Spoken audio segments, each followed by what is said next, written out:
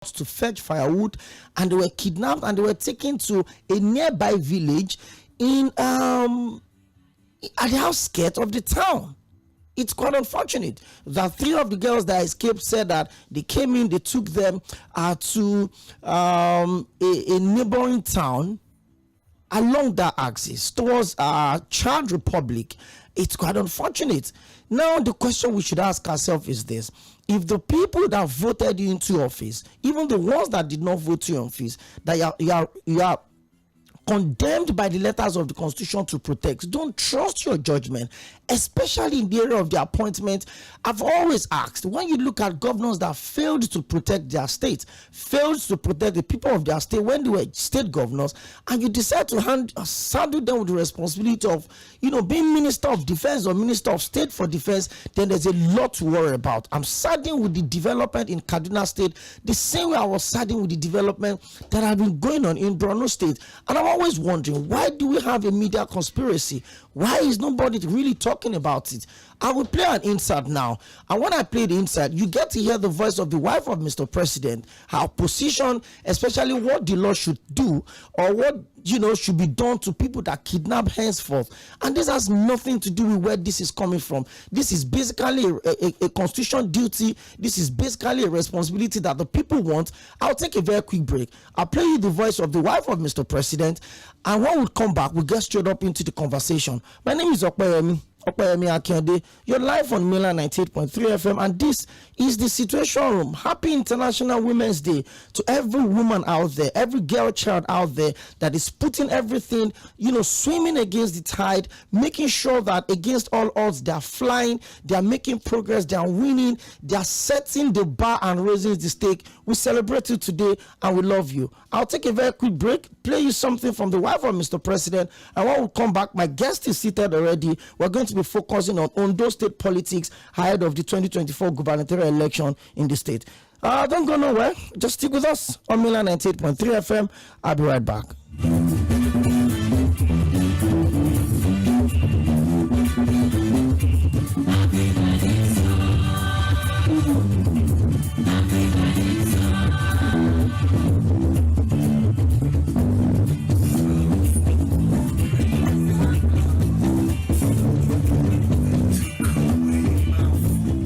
I said it in my speech that whoever is kidnapping young people is sick, cruel, and a coward. Enough is enough, and I call on the state government that once we take hold of them, they deserve capital punishment. Why don't they take people their size? Why are they torturing our children? What they are doing is trying to kill our future. We all know parents, when we are old, we rely on our children, and we see them that our investment has not gone to waste, especially when they're successful. Why would you go and take them from schools? Why? I don't really know. But right now, I think enough is enough. As a former lawmaker, I believe that any one of them captured deserve capital punishment. I say it, and I believe most mothers believe that. We carry them for 9 months. When you are giving back, you don't know whether you are going to live or die, and you don't watch what you love.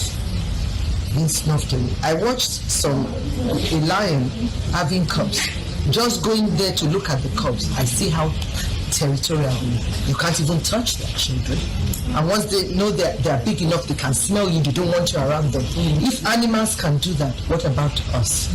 So they are animals, they are evil, and then we should take them out among our midst, wherever they come from. And the state governors should do something, and the lawmakers, especially the lawmakers of each state. Happy International Women's Day to women, because we deserve a pat on the back. Yes. We do so much.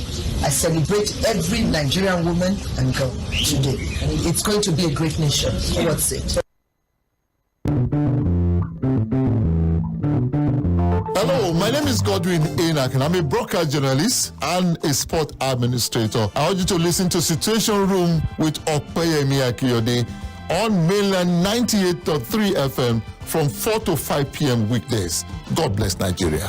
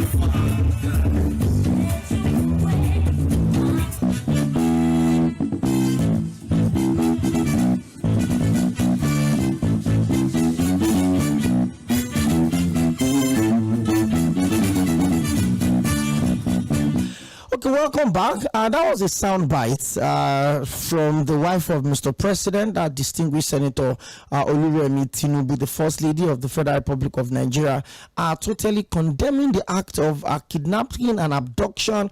But of course, you also look at her position. She talked about the fact that there should be, it should be a capital punishment conversation. And this is not the first time it's happening.